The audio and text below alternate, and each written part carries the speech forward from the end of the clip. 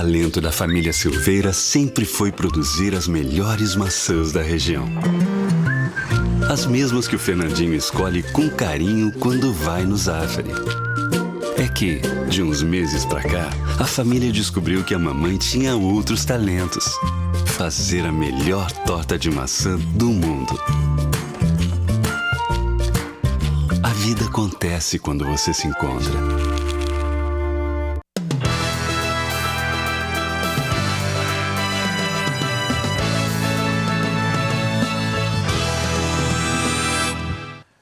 Olá, telespectadores. Estamos iniciando aqui no seu canal 10, TV Bandeirantes. Em outros lugares não é o canal 10, mas é a TV Bandeirantes, mais um programa Live News, programa que veio para revolucionar a televisão brasileira, programa diferenciado, com opiniões, com participações de convidados especiais.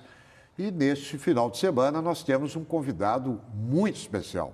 E eu vou deixar para o meu colega, meu amigo de programa, Luiz Augusto Lara, anunciar, porque é uma figura que tem uma história, uma biografia fantástica, né, no Poder Judiciário, no Ministério Público, um grande professor da academia e um homem que tem o que o Brasil busca hoje: dignidade, qualidade, comprometimento com o presente e com o futuro. E que tem muita gente hoje que está buscando isso e não encontra. Nosso convidado, Luiz Augusto Lara. Milton, prazer mais uma vez e nessa bancada qualificadíssima hoje, né, Milton? Professor, desembargador, presidente do Tribunal de Justiça, um chefe de Estado entre nós, junto com a nossa plateia virtual, junto com a nossa live. Mas vamos voltar atrás, para um pouquinho. Não pode esquecer a história dele, não, do Ministério Público. Mas então... Foi procurador-geral do Ministério Público do Rio Grande do Sul, onde iniciou a carreira. Então, vamos dar umas boas-vindas a esse chefe de poder, né? Porque o nosso programa sempre tem intervenções, né? Via internet, enfim. Hoje... é o nosso único convidado, porque a exemplo do governador há 2 semanas atrás, nós temos muito que falar, muito que ouvir o presidente do Tribunal de Justiça, homem de diálogo, né, que traz uma estabilidade nesse momento tão difícil do Rio Grande do Sul e do Brasil. Seja bem-vindo, desembargador Voltaire. Muito bem, uma satisfação participar desse programa. Eu queria cumprimentar o Milton Cardoso, cumprimentar o nosso Lara, né? Radialista de várias atividades. É uma satisfação muito grande participar desse programa. Ele só não joga futebol, viu, presidente? Ruim de futebol. É ruim de futebol. Péssimo de futebol. Não, mas deve ter jogado um dia. Não, vai, essa aí nunca me escalaram, presidente. Às vezes é questão de escalação, a pessoa tem que estar bem escalado. Olha, né? quando eu era pequeno até eu levava a bola, pedia a bola de Natal para levar, mas mesmo assim me deixavam no banco. Tá certo. Era muito ruim. Também. Doutor Voltaire... Mas desculpa só, claro. mas o Luiz Augusto Lara, que foi presidente da Assembleia, foi chefe de poder também, ele tem uma qualidade muito idêntica com o senhor, de agregar. É um sujeito que ele agrega, é educado, ele tem uma juventude pela frente, ou na política ou fora da política, e é uma figura assim que todas as pessoas que o conhecem o admiram, né, pela sua capacidade, pela sua lealdade e pela sua personalidade. Obrigado, meu amigo. Palavras de um grande amigo. Desembargador Voltaire, professor Voltaire, 34 anos e meio como professor, é isso? 34 anos e meio, licenciado. Né? Licenciado. Eu leciono na Pontifícia Universidade Católica do Rio Grande do Sul, na Faculdade de Direito. Hoje mudou a nomenclatura, se chama Escola de Direito. Lá eu iniciei ainda muito jovem e a primeira vez que eu entrei na sala de aula, eu estava procurando, no meu primeiro dia para dar aula, foi muito interessante. E naquela oportunidade os alunos estavam ali e eu entrei e eles perguntaram para mim, não sabe se o professor vai chegar ou não vai chegar? Aí eu fui entrando e digo, não, ele está chegando. E sentei ali. Alguns ficaram surpresos, porque eu era muito jovem na época, né? Então, são coisas da vida, né? Eu gosto muito do magistério, gosto muito dos contatos com vários alunos que eu tive ao longo desse período. Lecionei na Escola Superior do Ministério Público, na Escola Superior da Magistratura também, em cursos importantes ali, de aperfeiçoamento de membros do Ministério Público, da magistratura, enfim. Mas esse contato na faculdade, ele é muito importante, né? Porque eu gosto muito, sempre ao longo da minha vida, eu prestigiei muito a interlocução.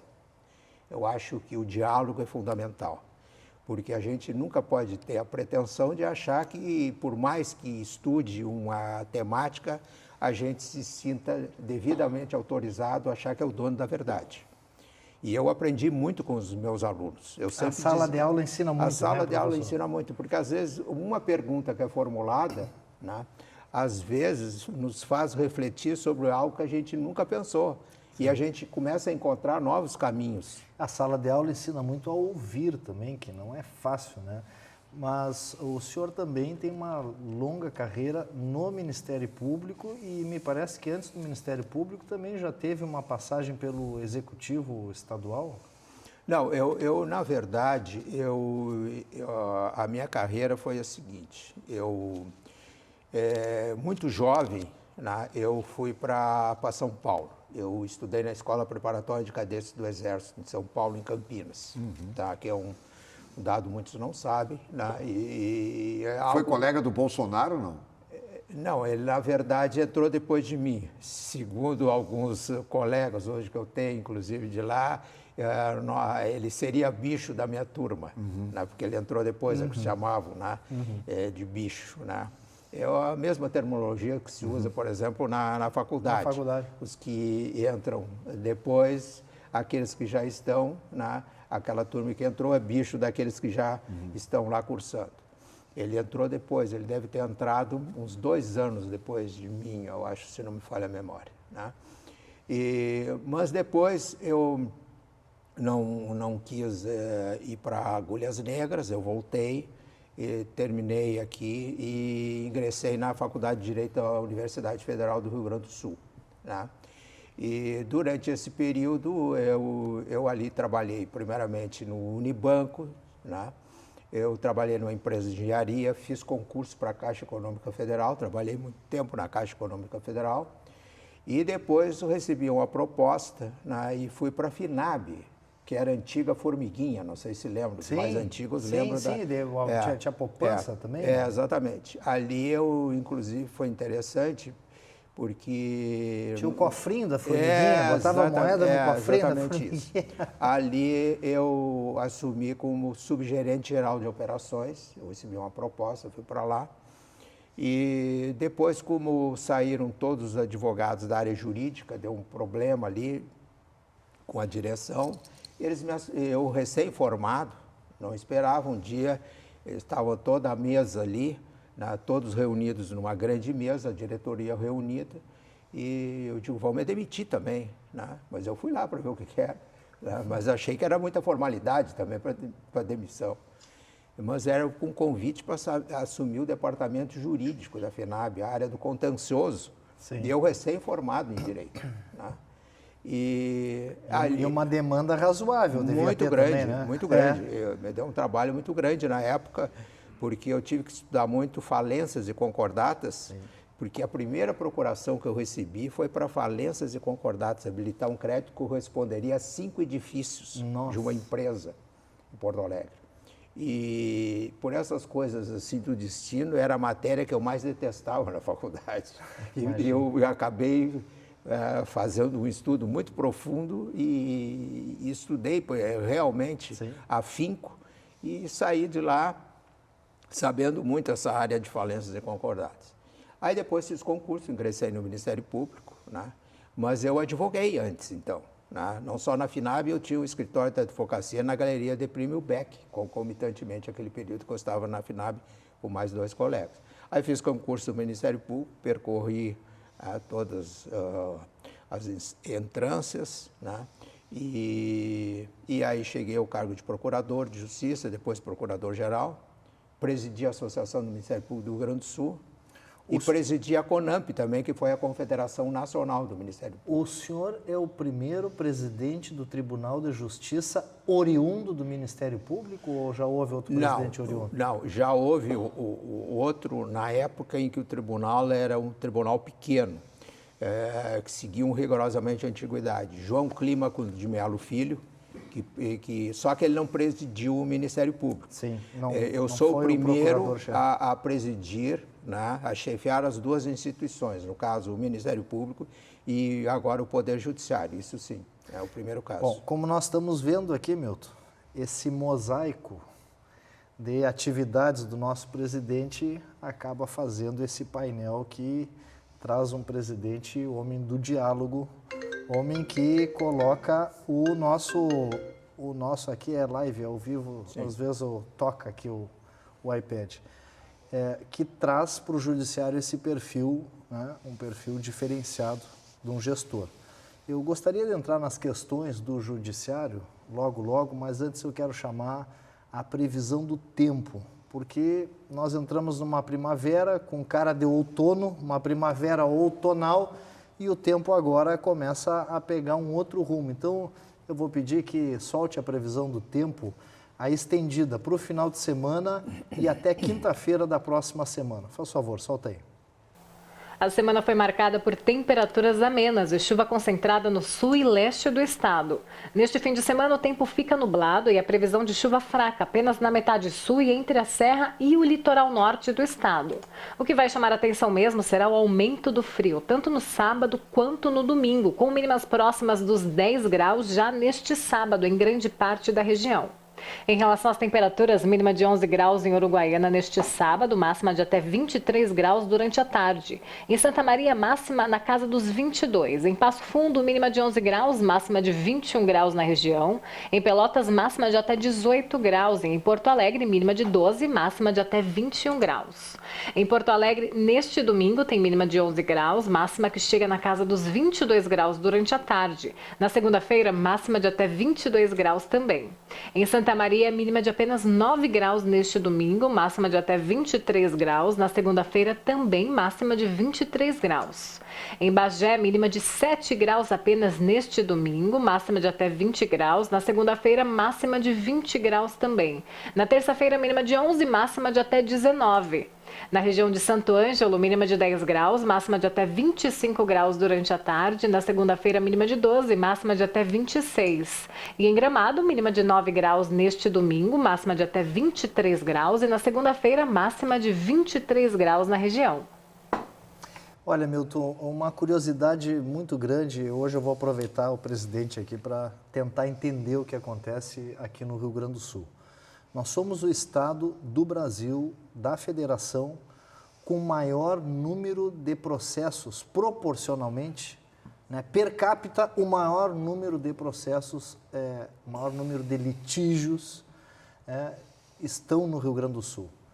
E é importante dizer também que não só o estado que mais julga processos, que mais tem processos ajuizados, mas também que tem a menor média salarial dos membros do judiciário do país. Então, isto são duas coisas que uma vai ao extremo da outra. Eu não sei se é menor salário do país. Eu coloco as minhas dúvidas em cima disso, porque eu também tenho muitas informações, mas a questão do volume de processos, o Rio Grande do Sul é o estado dentro das cortes superiores em Brasília, é o estado que mais tem processos circulando, em torno de 20% a 30% do que circula ali, STJ, STF, a origem é o Rio Grande do Sul. E 27 estados, ser mais de 20% dos processos, efetivamente é o judiciário que mais trabalha. E as informações que eu tenho, Milton, não é de hoje, já desde o ano passado, e eu tive a oportunidade de colocar isso num programa que nós fizemos o ano passado ainda, o Band Entrevista que eu tive contigo. A informação que nós tínhamos naquela época, em comparação com outros estados da federação, o Rio Grande do Sul, inclusive, estava perdendo pessoas daqui que fazem concurso aqui para o judiciário, entram para cá, mas em função da média salarial inicial, principalmente, acabam daqui a pouco passando em outro estado e vão embora. Mas aí você está falando dos funcionários, quase o técnico e tal, tudo bem. Agora, desembargadores, juízes, não. Agora, eu posso dizer o seguinte, juízes e desembargadores do Tribunal de Justiça do Rio Grande do Sul, em termos de correção, de disciplina, de exemplo, aí eu não tenho a menor dúvida. Não tem escândalo, não tem corrupção, não tem sacanagem no Tribunal de Justiça daqui. Tem um ou dois que é normal, tem desembargador... Da natureza humana. Tem natureza humana. Tem desembargador que vai para a praça pública defender bandido em segunda instância, mas aí é um problema dele, pessoal. Sim, lógico. Mas aqui a gente não passa vergonha com o judiciário. Não é o tribunal. Mas eu queria pedir licença só um pouquinho. Claro. Antes da gente entrar nessa questão, que eu acho que é importante, eu queria pedir para o desembargador Voltaire voltar um pouquinho para tirar uma curiosidade minha, tua e dos nossos telespectadores, a diferença de ser membro do Ministério Público e de ser do Judiciário. Porque um acusa ou defende, que representa a sociedade, e o outro só julga. Okay. Essa vocação, como é que surgiu? Como é que é isso que passa por um homem que teve... 5 perguntas em uma. A diferença, a questão que eu acho que é muito importante do porquê desse grande número de processos, de litígios. E gostaria que o senhor falasse também a respeito dessa questão de média salarial em relação ao país, que até onde eu tenho, realmente o Judiciário do Rio Grande do Sul, vamos lá, é o que mais trabalha e o que menos ganha se comparado com outros estados. Eu não estou dizendo que ganha mal, estou dizendo que é o que mais trabalha, porque tem o maior número de processos e a menor média salarial que... muitos colegas que me assessoraram nisso me diziam o seguinte, olha, o pessoal aqui faz concurso, o cara vem lá de Santa Catarina, do Paraná, passa no concurso e a hora que ele passar no concurso lá no estado dele, ele vai voltar porque lá ele já começa ganhando mais do que aqui. Como é que é isso, presidente? Primeiramente, há que se considerar que o Poder Judiciário, como um todo, ele é regido, os vários ramos, pela mesma lei orgânica. Tá? A diferença se estabelece, por exemplo, em termos de entrância. Há uma diferença, por exemplo, juiz de entrância final, né? E tem uma diferença para os desembargadores de 10%. Né? É muito bom. Então, outros estados, a diferença são 5%, que aproxima mais. Então, eu estou dando alguns exemplos, né? Porque isso faz... Isso não é legal, né? Porque imagina o senhor, a história que o senhor tem dentro do poder, aí eu sou um gurizão de 25 anos, faço concurso para o judiciário, entro lá e entro ganhando quase o que o senhor ganha. A diferença é pouca. Isso aí tem a ver com outra questão, Milton, que é o chamado subsídio. Antes, nós tínhamos as chamadas ATS. Né? O que seriam isso? Seria o tempo de serviço que tem cada um, que levava em consideração. Então, para alguém chegar, por exemplo, a 30 anos, né, ele não ganhava a mesma coisa logo de início daquele que já tem uns 30 anos. Né? Hoje a diferença ela diminuiu. Isso aí foi em razão da implantação dos subsídios. E aí entrou uma questão econômica que só olharam pelo outro lado financeiro, e eu sempre digo, quando se faz qualquer reforma, tem que se olhar para o lado do impacto financeiro, evidentemente, mas não somente esse. Nós temos que olhar questões de constitucionalidade, de Estado democrático de direito, que nós temos que levar em consideração, porque para nós vivermos um Estado democrático de direito, isso tem um preço, né? Então nós queremos... respeitar a Constituição. Ou nós queremos o preço é respeitar a Constituição. Então, ou nós queremos um poder único, né? que não respeite o Estado democrático de direito. Então, tem vários aspectos com relação a isso. Então, quando houve a implantação do subsídio, eles levaram em consideração só o impacto financeiro, queriam cortar o aspecto do crescimento vegetativo da folha, tá? E fizeram um corte, né, de alto a baixo com relação a essa questão. Tá? Então, isso provocou certos desníveis. E isto, estados que tinham uma legislação específica, não houve o devido acompanhamento. Na época, a evolução, que deveria ter sido feito esse ajuste, o Rio Grande do Sul foi um deles, certo, com relação a essa diferença. O juiz que entra hoje, eu fiz concurso para o Poder Judiciário, eu entro ganhando quanto? Mínimo, 24 mil.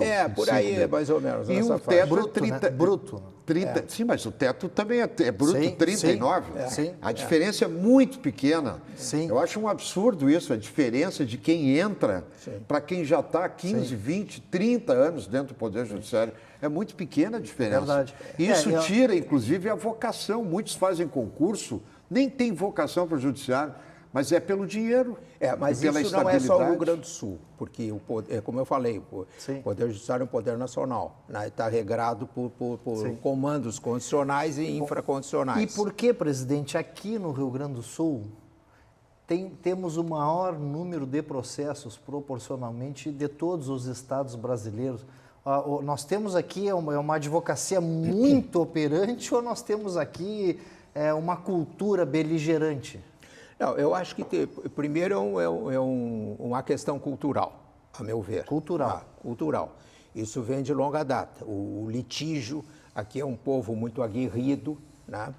Mas não é só isso, a meu ver também. Isso entra uma questão de conscientização, né? E de aspecto relacionado com o enfoque, né, que cada gaúcho tem na preservação dos seus direitos. Então, ele luta até o fim. Então, há aqui uma conscientização muito grande dos seus direitos, diferentemente de outros estados da federação, que não se verifica essa intensidade tão grande. Então, eu diria, é um somatório, né, de questões que levam a esse demandismo. Nós temos um demandismo muito alto aqui no Rio Grande do Sul. E agora nós estamos, e aqui eu quero salientar a primeira novidade, que nós estamos implantando na atual administração, e esse é um trabalho muito grande da nossa Corregedora-Geral de Justiça, a desembargadora Vanderlei, juntamente com a desembargadora Elis Helena, e todos ali os juízes corregedores estão desenvolvendo um trabalho ali no núcleo que trata dessa questão, que é da conciliação e da mediação. Sim. Nós estamos apostando muito na conciliação e na mediação. Sim. Ao longo de vários anos, o professor ensinava como se faz um recurso, por exemplo. Para recorrer, você tem tal medida, mais essa medida, mais aquela outra. Mas nunca se investia na mediação, na conciliação. Você que é mais barato, é mais rápido, agora, tudo melhor. Agora, por exemplo, nós tivemos, que foi implantado recentemente, o Sejusc empresarial, que propiciou um acordo extraordinário da Prefeitura de Porto Alegre com as empresas de transporte urbano. Foi feito fruto da conciliação, da mediação que foi estabelecida ali naquele campo. E isso aí foi uma coisa extraordinária. Hoje nós temos aqui... Sim, ganha tempo e ganha dinheiro, porque é menos processo para o Estado, é menos tempo no processo. Eu gostaria, presidente, numa questão que pouca gente fala a respeito do judiciário, mas ela vem sustentando o Estado do Rio Grande do Sul, que é o seguinte. Acho que foi lá no tempo do governo Rigoto, uma das saídas para pagar a folha de pagamento, para ajudar a fechar o déficit do Estado, foram os depósitos judiciais. O que são os depósitos judiciais? É aquele dinheiro das partes que está sobre a guarda do judiciário. E aí o chefe do executivo, né, vamos lembrar para quem está em casa, né, e não tem obrigação de saber, o judiciário é feito por 3 poderes, né? Executivo, Legislativo e Judiciário. A gente fala, o governador é o chefe do governo, não, é o chefe do Executivo. O governo passa pelo presidente do Judiciário, passa pelo presidente do Legislativo, essa é a democracia e graças a Deus que é assim. Aí o governador, naquela época, já acho que, se não me engano, foi na época do Rigoto, não quero errar aqui, mas da Ieda com certeza, para ajudar a fechar o seu caixa, teve a ideia de ir lá e pedir ao Judiciário do Rio Grande do Sul que liberasse parte dos depósitos judiciários com um juro pequeno, um juro, né, módico ali, não sei bem qual é o juro, até o senhor poderia falar qual é o juro de hoje em dia, e ali usou, vamos lá, 20%, 30% dos recursos que o Judiciário está guardando do litígio das partes. Isto veio num crescente, aquilo virou moda entre os governos. De lá para cá, todos os governos fizeram isso. E aí tinha um teto, olha, pode emprestar, digamos assim, para o executivo fazer frente até 85% de todos os valores. Esses 85% passaram para 90% dos valores, esses 90% passaram para 95% dos valores, e agora, né, em função do Covid, o governo do estado pede, inclusive, para usar emergencialmente aí os outros 5% que sobram. Quem está em casa e tem uma demanda judicial fica preocupado com o seguinte, vem cá, quando resolver a minha demanda, eu vou receber esse dinheiro? O governo do estado vai repassar esse dinheiro? Eu gostaria que o senhor falasse um pouquinho da questão dos depósitos judiciais e se quem está em casa, quem tem uma demanda, quem tem um litígio e tem esse recurso depositado lá, pode ter tranquilidade que vai receber o seu dinheiro, porque a gente sabe das contas do executivo realmente estão em estado crítico, né? Será que paga isso? Como é que funciona, presidente? Pegando o gancho do Lara, presidente, eu diria o seguinte, para mim, isso é apropriação indébita. O Estado, jamais o governo do Estado poderia entrar lá e pegar dinheiro de depósito judicial. Para mim, no meu ponto de vista, um equívoco muito grande que foi feito lá atrás e virou um vício, uma bola de neve. Né? O histórico é perfeito, Lara e Milton, aqui narrado. Por quê? Porque ao longo dos anos, com as dificuldades, né, que o Estado vinha enfrentando, socorreram desses depósitos judiciários. E isso ocorreu porque o Estado, premido pelas circunstâncias daquele momento e de quem governava, começou a buscar alternativas. Então, os depósitos judiciais foi uma delas, né? Então, começou com um determinado percentual, ele foi chegando e agora já está praticamente no 100%. Começou com o Olívio. Tá. Olívio Não, Dutra. ele começou antes lá. Brito? O governador Rigoto já utilizou esse... Não, então Sim, foi... mas Não, começou com o Rigoto. Acho que começou com o Rigoto, sim. Ele começou acho que foi lá. ali em 2003, por Eu ali, acho que foi mais ou no menos. Olívio antes. Antes já tinha utilizado. Tem um caso, desembargador, desculpa lhe interromper, tem um caso que é fantástico. O doutor Barizon, em 1993, era o presidente do Tribunal de Justiça. E o governo Colares pegou o estado do Rio Grande do Sul com 6 meses de atraso no pagamento dos servidores, fornecedores, tudo quebrado, atrasado, não tinha dinheiro. E eu me lembro como se fosse hoje o Orion Cabral, secretário da Fazenda, foi até o Barizon, e o doutor Barizon disse, eu tenho X guardado, o senhor me empresta por 20 dias, eu lhe devolvo com correção. Lhe empresto, no bigode, emprestou, em 20 dias devolveu, pagou os juros. Isso não existe mais, não. Mas aí tem outra história. Parece Isso aí que hoje começou acontece, a história do SIAC. Do SIAC. Que é o Caixa Único. Começou exatamente. lá, tá? Fruto do bom relacionamento que havia na época entre o presidente do tribunal... Em confiança... O desembargador Barizon... com o governador Colares. Lá eles se davam muito bem, cada um se respeitava, Sim. porque eu acho que é importante, no relacionamento institucional o respeito vem em primeiro plano. Claro. E saber o que um pode fazer e o que o outro pode fazer e o que não se pode fazer. Né? Porque senão nós não temos assim uma conduta republicana. Né? Isso aí para mim é básico. Eu sempre disse isso, até está no meu discurso de posse, quem quiser está lá para ler, para olhar, enfim. Para mim, eu me guio, a grande bússola para mim é a Constituição Federal. Sim. Tá? Eu me oriento pela Constituição Federal.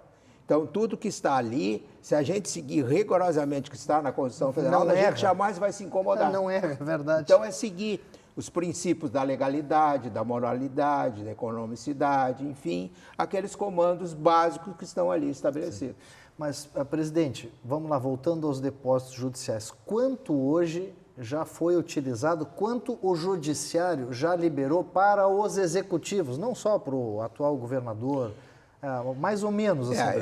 Eu diria assim, fazendo uma aproximação, ele está em torno com essa última lei que foi encaminhada para a Assembleia Legislativa, que a Assembleia Legislativa aprovou, foi iniciativa do atual governador, né? Ele anda em torno de até 99% de utilização. Dá 99% e um percentual. Quer dizer, 99% do que foi depositado, o Executivo já lançou mão.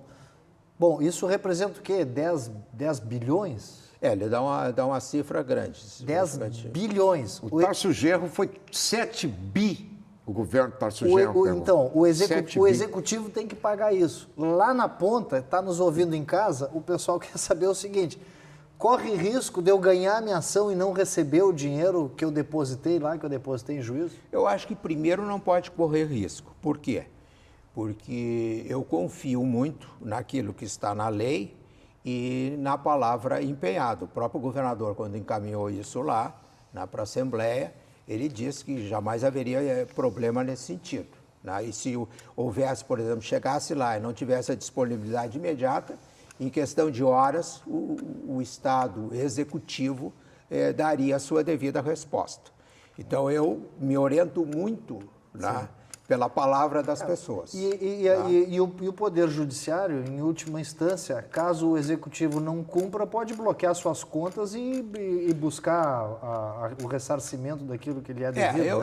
Tem mecanismos para isso. Né? Tem mecanismos para isso. Mas é o último caso, né? Eu pretendo não utilizá-los. Sim, claro. Não, mas então, só para garantir, quem tem litígio... vai receber, o seu dinheiro está garantido. Nós vamos entrar na questão do Covid, o Judiciário e o Covid. O que o Judiciário tem feito, como é que tem se adaptado? Mas ele não falou ainda, nós não deixamos o desembargador falar ainda sobre a diferença do caminho que ele percorreu no Ministério Público e do caminho que ele está percorrendo hoje no Poder Judiciário. Qual é a diferença? Para o telespectador ter uma noção, uma ideia. Né? Não, mas já vamos ouvir, então, essa colocação junto com a questão do Covid, mas já que nós estamos entrando em Covid, acho que é importante nós falarmos, né? Eu estou fora do Covid. Estou fora do Covid, esse negócio da seita, do fica em casa, o partido funerário, isso acabou. Não, também não precisa ser assim. É imunidade de manada. De manada que o Trump pegou agora. Não, o Trump senhor, está fora olha da a Suécia. campanha lá. Olha né? a Suécia. A Suécia é um exemplo. O Trump se exibia, está em casa agora, não pode nem fazer comício. Sim. Quero te dizer o seguinte, ó. Caso precise uma recuperação saudável, caso precise, né, um restabelecimento, eu vou fazer um convite. Hoje nós temos um novo equipamento na capital, meu. Eu vou fazer um convite para o desembargador.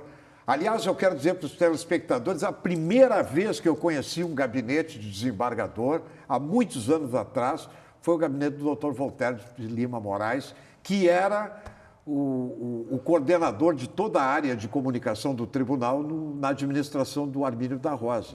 Um abraço ao doutor Armínio da Rosa. E um abraço especial ao Sérgio Vasconcelos Chaves, que é a origem também é do Ministério Público, que é um dos desembargadores. Esse é Caxias, Lara. Ele trabalha sábado, domingo, feriado, de madrugada. Eu não sei como é que a esposa suporta ele, porque ele é o tempo todo em cima de processos. É uma coisa impressionante. Mas eu quero fazer um convite para o desembargador, junto com você, para nós fazermos uma visita no Centro Clínico Gaúcho, que eu vou colocar aí, nossa produção vai colocar na tela as imagens do Centro Clínico Gaúcho, que é um espetáculo na Alberto Bins, na frente do Plaza São Rafael. Olha aí a fachada do prédio que nós estamos mostrando neste momento. Estamos entrando dentro do prédio. É um lugar fantástico, com 70 consultórios, com ambulatórios, com atendimento 24 horas. 24 horas aí os consultórios, o setor de atendimento do Centro Clínico Gaúcho. Tá? Então, estamos percorrendo aí os corredores, o atendimento pediátrico, adulto e pediátrico, está aí as salas de espera, enfim.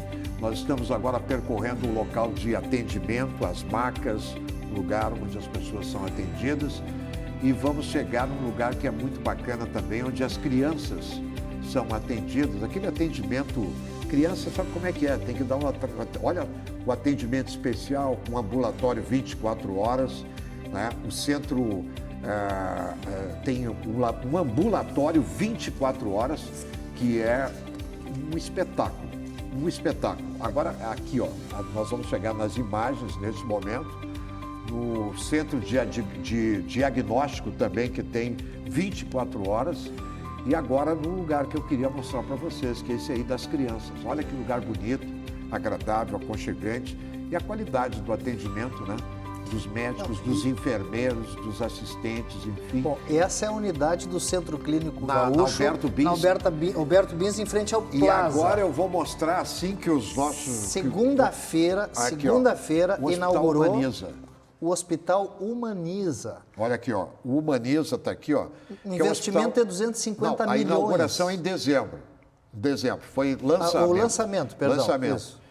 Um lançamento. É um hospital. Tá aí as imagens, olha lá. ó. 250 milhões. Segunda-feira, olha lá as imagens. Tá o governador do estado, tá o Francisco, o doutor Francisco, que é o grande CEO do Centro Clínico Gaúcho, presidente da Assembleia Legislativa, as autoridades, Câmara Federal.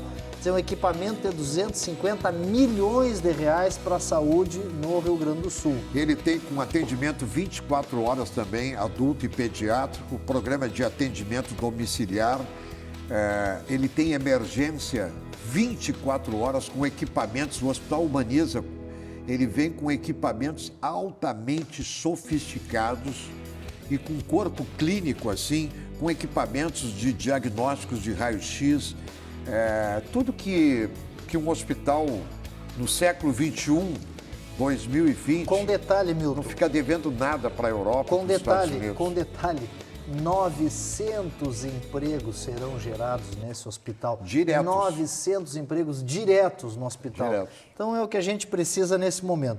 Mas voltamos aqui à nossa pauta com o presidente do Tribunal de Justiça, professor, desembargador, presidente Voltaire de Lima Moraes. Presidente, o judiciário e o Covid. Primeiro, vocês têm uma demanda, né, muito forte, dizer, o judiciário não para, não tem como parar os processos, eles têm que continuar. Então, nesse híbrido de home office, um pouco em casa, um pouco no tribunal, né, mas vocês também têm uma demanda social, né, presidente? Porque também no meio dessa inflamação toda dessa pandemia, na parte mais aguda, batem as portas do judiciário, não só o Poder Executivo para pedir ajuda, recursos, mas também muitas entidades. Eu gostaria que o senhor falasse um pouquinho sobre o judiciário e a pandemia, como é que vocês estão se virando, presidente? Imagina a seguinte situação, Lara e Milton. Se nós não tivéssemos a pandemia, nós teríamos, evidentemente, outra realidade. A pandemia nos trouxe uma outra, que ninguém tinha experimentado antes. Nem uma geração anterior à nossa, eu acho que alguma coisa parecida, mas não chegou ao impacto dessa, foi em 1918. A gripe espanhola. Com a gripe espanhola. Que não era espanhola, né? Que não era. Que não era espanhola. E pelo menos as projeções que são colocadas aqui. Agora, o que ocorre?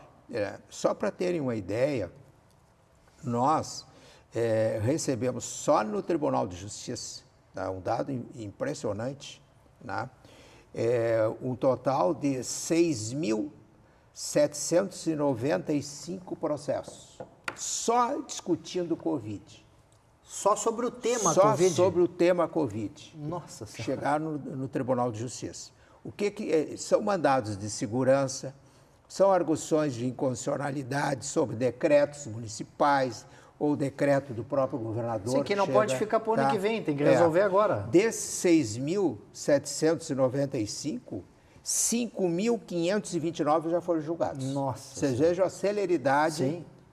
Em termos de porque o tema requer, né, presidente? O termo requer. Agora, tirando esse tema Covid, nós já julgamos agora até o dia 5, tá? No Tribunal de Justiça foram distribuídos processos só no segundo grau de jurisdição, 150.836 no processos. período da pandemia. Exatamente. 150 mil. Exatamente. Não, desde o começo do ano. Olha aqui, ó. Desde janeiro. Desde janeiro. Esses dados estão atualizados até o dia 5. Sim. Distribuído na segunda instância. Na segunda. Não na primeira. Não na primeira. Porque na primeira o número é muito maior. Sim. Eu tenho dados aí sobre os nossos juízes, o que tem julgado é uma coisa impressionante. Né?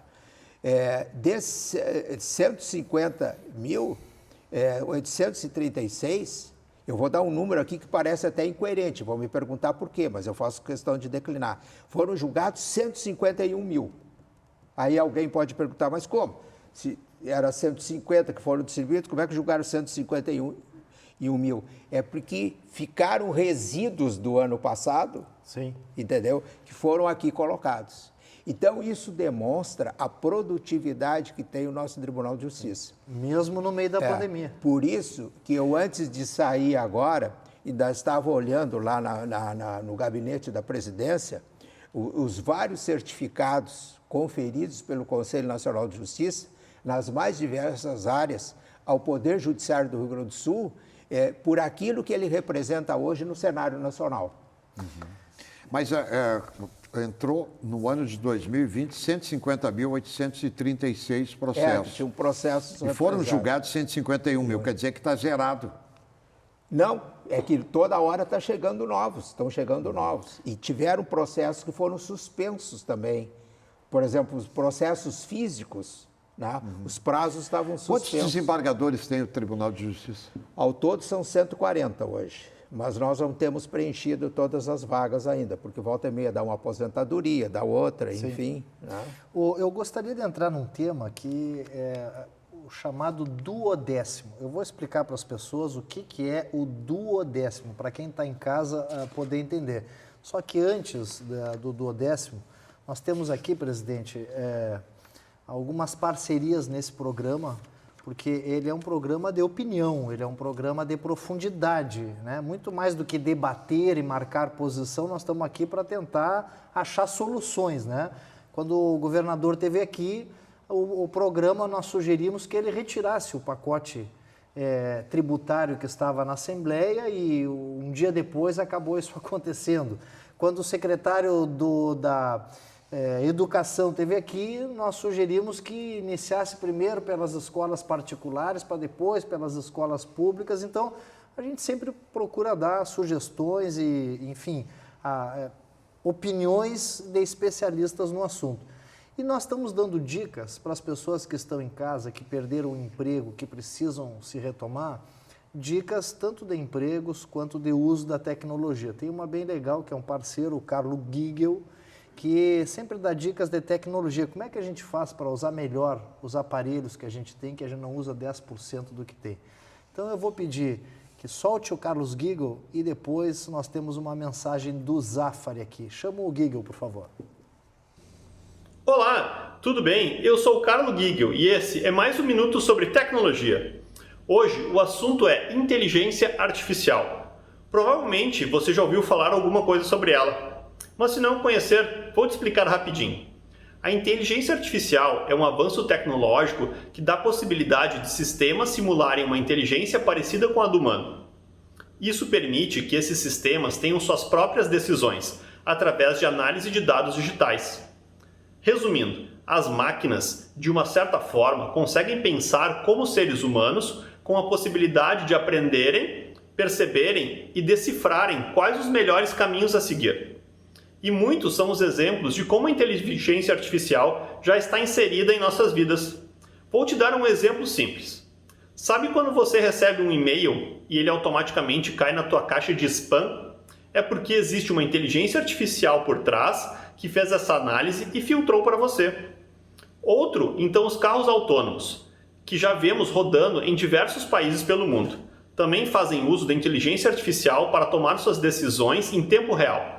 Essa é uma tecnologia que vai estar cada vez mais presente em nossas vidas nos próximos anos, facilitando nosso dia a dia e trazendo muita inovação para diversas áreas e setores. Esse foi mais um Minuto sobre Tecnologia. Espero que tenham gostado e até a próxima! E para brindar esse nosso encontro com o presidente do Tribunal de Justiça, temos aqui uma mensagem do Zafari sobre encontros. Bem cedinho, os Schneider encontram a Estrela e a Duquesa, que produzem um leite fresquinho e nutritivo que a Laurinha sempre encontra quando vai no Zafari. A novidade é que, de uns tempos pra cá, o maridão aprendeu a fazer panquecas maravilhosas. E mais, virou malabarista. A vida acontece quando você se encontra. Presidente, o Milton falou aqui da questão das decisões de primeiro grau. O senhor falou que só para o segundo grau foram mais de 150 mil nesse período agora, desde o início do ano. E de primeiro grau, como é que está a produtividade, presidente? Ela está muito expressiva. Por exemplo, nós temos dados aqui que são atos cumpridos por servidores do Poder Judiciário. E nós temos um número de 50.848.918 atos cumpridos por servidores, né? Nós temos um total de despachos judiciais proferidos por juízes do primeiro grau de 4.209.614, tá? 4 milhões de despachos. De despachos. E mais decisões agora, 616.391 decisões. Sentenças, 942.005 sentenças. Qual é o período? Corresponde ao período de 18 de março até 6 de outubro deste ano. Sim, menos do que o prazo do Covid. Quer dizer, já tinha começado o Covid aí. Esses dados estão, dia 10, o primeiro caso. Esses dados estão disponíveis. Por isso é que o Poder Judiciário do Rio Grande do Sul, ele vem ano após ano, né, conquistando no cenário nacional esse reconhecimento. Sim, tem essa aferição, é o Poder Judiciário que mais produz no país, presidente? Tirando a modéstia de lado, objetivamente dá para colocar Eu diria isso? que é um dos que mais produz, um dos que mais produz. Tá? Que maravilha. Presidente, tem uma questão do duodécimo, né, que é um tema que geralmente assim, o pessoal critica muito, principalmente jornalistas, mas essa história não está muito bem contada. O que é o duodécimo? Cada poder, né, executivo, legislativo, judiciário, tem um percentual do orçamento. Né? Legislativo lá tem 2 e poucos por cento, né? O judiciário lá em torno de 8%, e o executivo que tem a maior parte, né, 80 e tantos por cento, quase 90% aí, de todo o recurso que é arrecadado para os cofres públicos. Bom, há muito tempo a gente ouve uma discussão que é o seguinte: duodécimo, o governo quer que, caso não seja arrecadado aquele valor, que os poderes se adequem o seu percentual para o valor que foi arrecadado. Olha, parece uma coisa assim, até de bom senso, uma coisa meio óbvia. Mas as tentativas que se fizeram de mexer no tal duodécimo tiveram alguns percalços. A primeira, a questão constitucional, da Constituição Federal. E a segunda, que os governadores que fizeram essa proposta de fazer o duodécimo em cima do que é arrecadado e não em cima do que é orçado, eles queriam que esse compartilhamento fosse feito só quando a arrecadação fosse a menor, e não queriam compartilhar quando a arrecadação fosse a maior. Ou seja, na tristeza, vamos compartilhar a tristeza, mas na alegria, não compartilhamos a alegria. Como é que está neste momento da história, porque já se discutiu muito isso na Assembleia, como é que está esse assunto? Ele ainda está tramitando, ainda tem propostas nesse sentido, né? E o que pega que impede que esse duodécimo proporcional ele aconteça? Não sei se acontece em outros estados também, presidente. Primeiro, ao que eu sei, só no Rio Grande do Sul é que essa discussão se estabeleceu. Só no Rio Grande do Sul? Eu não conheço outro estado. Não há precedente em outros estados? Não há precedente. Pelo menos do meu conhecimento, não. Eu creio que qualquer reforma que se queira fazer, por exemplo, na Constituição do Estado do Rio Grande do Sul, ou numa legislação infraconstitucional, o comando maior tem que ser observado. E qual é o comando maior? A Constituição Federal. Então tem que verificar primeiro, não só sobre a visão financeira, econômico-financeira, mas uma visão da constitucionalidade de qualquer iniciativa nesse sentido. Então, esse me parece que é o parâmetro maior, porque isso envolve uma observância ao Estado democrático de direito e a autonomia e independência dos poderes. Então, primeiro nós temos que observar isso. Se qualquer PEC, né, seja também em nível federal, porque nós temos cláusulas pétreas que também estabelecem um comando, para verificar se essa iniciativa ela é constitucional. Quer dizer, a constitucionalidade desse assunto, ela deve ser discutida primeiro de forma federal, né? Porque não pode a Constituição do Estado, mesmo que modificada, contrariar a Constituição Federal. De forma nenhuma, não pode contrariar. Então tem que ver se uma proposta dessa natureza, ela não está contrariando um dispositivo da Constituição Federal. Okay. Esse é o primeiro aspecto. Entendi. Bom, a Constituição Federal ela é bem clara no artigo 5º. Todos os brasileiros são iguais perante a lei. E o que fez o Supremo Tribunal Federal agora, durante a pandemia? Proibiu que o governo e o Congresso Nacional fizessem a proposta de descontar de servidores públicos, redução de carga de trabalho e redução de salários. Não. Poder público é intocável. Pô, mas onde é que está o artigo 5º da Constituição?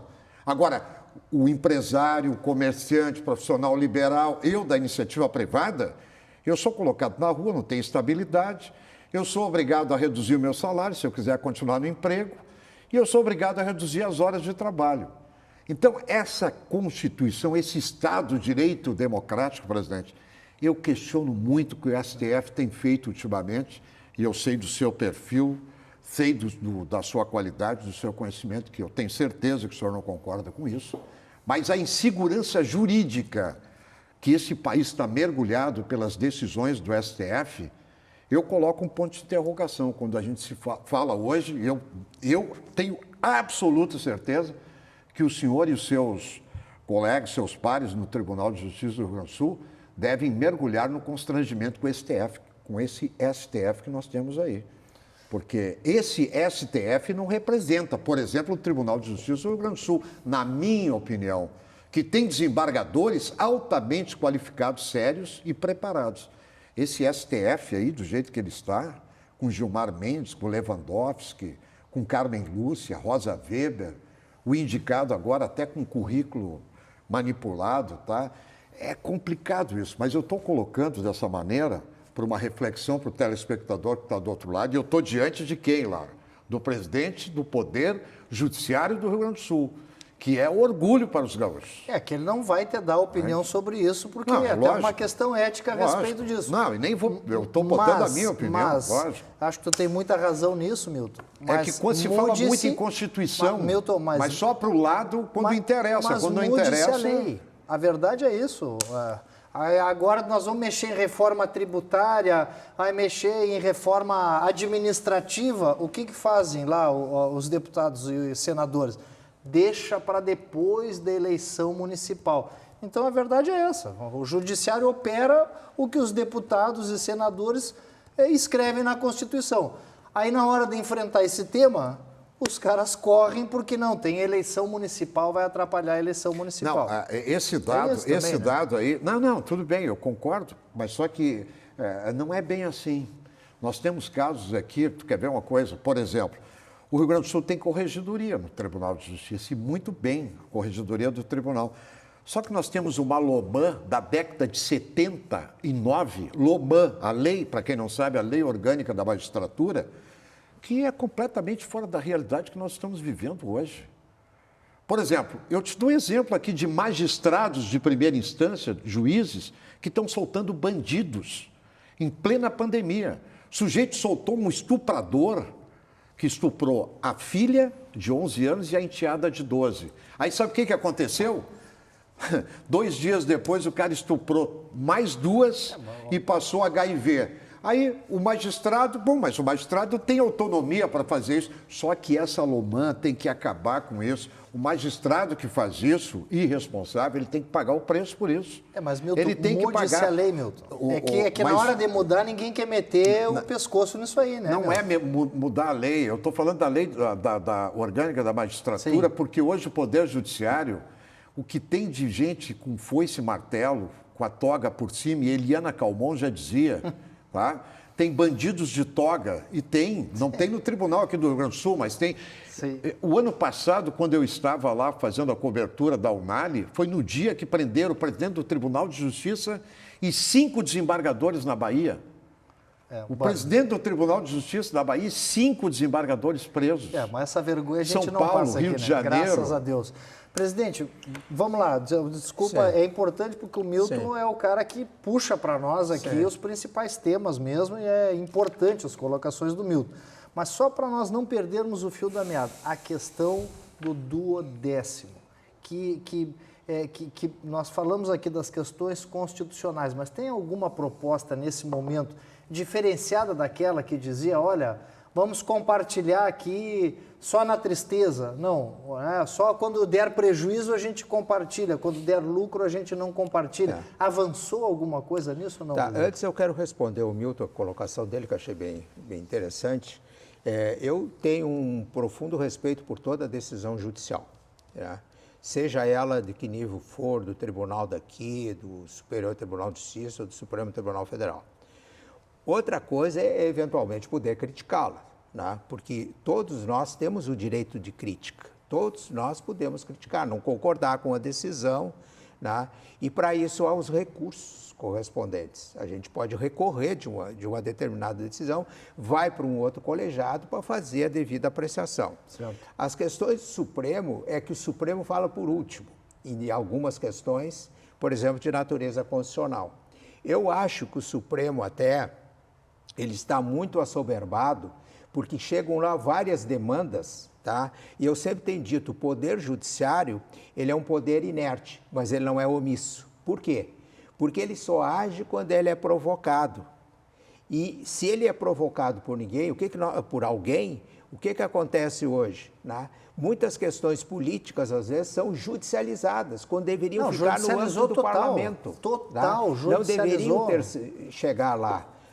E isso está colocando uma sobrecarga muito grande. Isso é arsenal, hoje é arsenal de campanha judicializar a política. Isso faz parte do roteiro de uma campanha política. E a questão de soltar, Milton, se me permite, que colocasse uma questão importante, que isso aí daria um outro debate, e até eu me proponho, mais adiante, se for o caso, a gente debater essa questão, porque eu acho que é importante essa temática que o Milton suscita.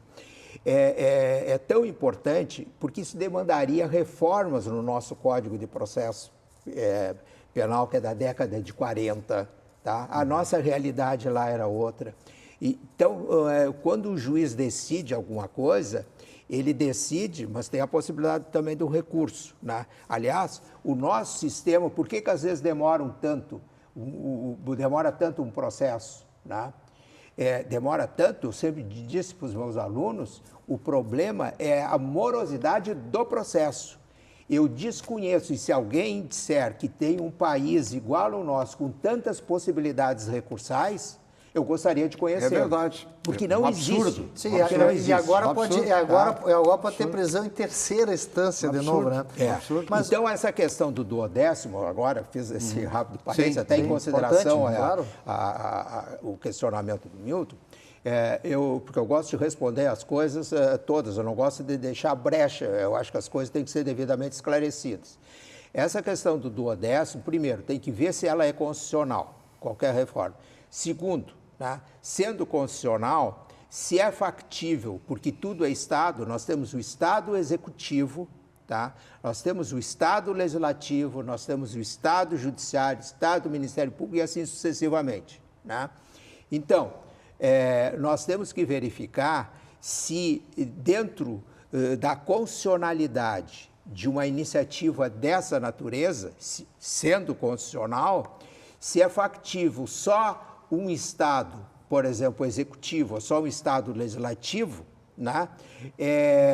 tirar proveito de uma situação, por exemplo, olha, é aquilo como falou, nos ônus, né, nós agimos de uma forma, e nos bônus diferentemente. Sim. Tá? Então não dá, na alegria e na tristeza. É o famoso João sem braços. Então, se vem alegria, se vem uma receita maior, não, só fica com um Estado executivo e não com outro. Mas aí, presidente, é o seguinte, o dinheiro, a origem é uma só. O Poder Legislativo, a Assembleia do Rio Grande do Sul, devolveu 150 milhões, quando o Lara era o presidente, eu me lembro disso, acabou com a pensão dos deputados, acabou com o auxílio mudança dos deputados, reduziu em 70% as diárias dos deputados. Os deputados podem andar de cabeça erguida no Rio Grande do Sul. Aí eu pergunto, qual foi a contribuição do Poder Judiciário dentro da pandemia, presidente? Foram várias. Eu acho que essa pergunta é importante. Ao longo dos anos, eu tenho aqui todos os dados, valores que o Poder Judiciário devolveu, tá? Devolveu como a Assembleia para fez. o SIAC em valores significativos. Isso. Esse ano, 121 milhões. Foram devolvidos. Tá? É o contingenciamento. Deixa lá para o Executivo utilizar. 121 milhões, tá? Para utilizar. Agora aí entra uma outra discussão, né? É lícito devolver esse valor na medida que o Estado, judiciário também é Estado, na medida em que o Legislativo também é Legislativo. Nós tivemos, a outra questão importante que eu acho que deve ser trazida à consideração é o aspecto relacionado com os valores que foram devidos também em termos devidos, eu digo, aí tem uma outra conotação, né, para a sociedade se beneficiar. Vamos esclarecer isso. Para a sociedade se beneficiar. Nós temos hoje repasses dos recursos das penas alternativas, entregues para hospitais que atendem pelo SUS e os privados também que atendem pelo SUS. Sim, as penas alternativas. As penas alternativas. Passa o recurso da pena para os hospitais. A mídia às vezes divulga empresas que doaram valores dentro da solidariedade prevista. Sim. Sabe quanto o judiciário já destinou? 16 milhões e 500 mil esse ano. E por que a gente não divulga isso? Eu estou divulgando, está tendo a primazia no programa agora. Vamos ter que divulgar isso aqui. E vai divulgar no teu programa, Sim, Repórter aqui, Bandeirantes, Bastidores do Poder, porque agora nós estouramos o nosso tempo, Milton. Não é Infelizmente, possível. Então vamos ter que convidar o presidente para uma nova entrevista, porque não deixou ele responder o que era o Ministério Público e o que era o Judiciário, a diferença. Então fica para o próximo Vai agora, ter que ficar para o próximo programa, uma hora de programa. Presidente, Inclusive, Lara, se me permite, só para concluir, aqui tem, né, por exemplo, não sei se conhece a cidade de Bagé. Bagé, querida rainha da fronteira. Exatamente. Santa Casa de Caridade de Bagé, na Secretaria Municipal da Saúde de Bagé, valores que saíram... Sim. Que foram para os hospitais. Que foram para lá para beneficiá-los. Maravilha. Então, aqui, Presidente, eu quero agradecer. Realmente nós precisaríamos de umas 2 horas de programa para aprofundar. Milton, nosso craque, nosso astro, nosso apresentador, nosso âncora. A nossa Cani. Eu vou ficar devendo 2 quadros hoje aqui. O da Cami Souza e o quadro de empregos. A Lígia Neri, que está fazendo sucesso aqui junto conosco. Nós vamos colocar na internet esses 2 quadros, né, a seguir, mas infelizmente agora não dá mais. Então, eu quero agradecer, saudar mais uma vez aqui o Francisco, o doutor Francisco, do Centro Clínico Gaúcho, que inaugurou o Humaniza, um novo hospital aí que foi lançado agora com 900 empregos, 250 milhões de investimento. Olha, é combater a pandemia sanitária de saúde, mas é também combater a pandemia econômica que está chegando aí. Presidente, muito obrigado. Não sei se alguma coisa que nós não colocamos aqui, o Milton, o senhor gostaria de fazer o seu encerramento. Não, eu só gostaria de agradecer a participação nesse programa, que é um programa muito importante, primeiro para orientar e dar conhecimento à opinião pública de questões relevantes do Estado. né? Sim. O funcionamento de um poder do Estado, como é o caso do Poder Judiciário, que nós estamos trabalhando muito com videoconferências agora, estamos trabalhando muito com as sessões virtuais, com as semipresenciais também, nós estamos nos reinventando. Olha, para quem acha que é normal, Milton, eu nunca vi um presidente de Tribunal de Justiça vir de peito aberto num programa. Pensamento que nós tivemos juntos aqui, porque, olha, o Tribunal de Justiça nos últimos anos, um desastre em relação à comunicação. Eu saudei a sua chegada na presidência, porque ele conhece, sei que o senhor vai aproximar o Poder Judiciário da sociedade, né? E quero lhe cumprimentar, inclusive pela sua assessoria, o Renato, o Ayrton, o grupo todo que está com o senhor aí, parabéns pelo seu... tenha sucesso lá na frente do Poder Judiciário. Lara, até a próxima semana. O Live News fica por aqui, convidando você, telespectador, para domingo à noite, depois do Canal Livre. Agora tem a hora do almoço, enfim, neste sábado, né? Mas depois do Canal Livre, juntos estaremos. Band News na Live News. Live News. Band News, Live News, Band TV. Tudo combina, é tudo Band. Voltamos com o próximo programa. Até lá.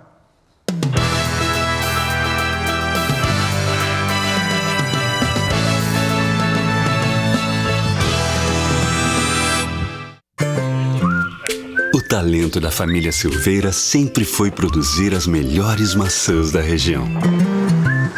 As mesmas que o Fernandinho escolhe com carinho quando vai no Zafari. É que, de uns meses pra cá, a família descobriu que a mamãe tinha outros talentos. Fazer a melhor torta de maçã do mundo. A vida acontece quando você se encontra.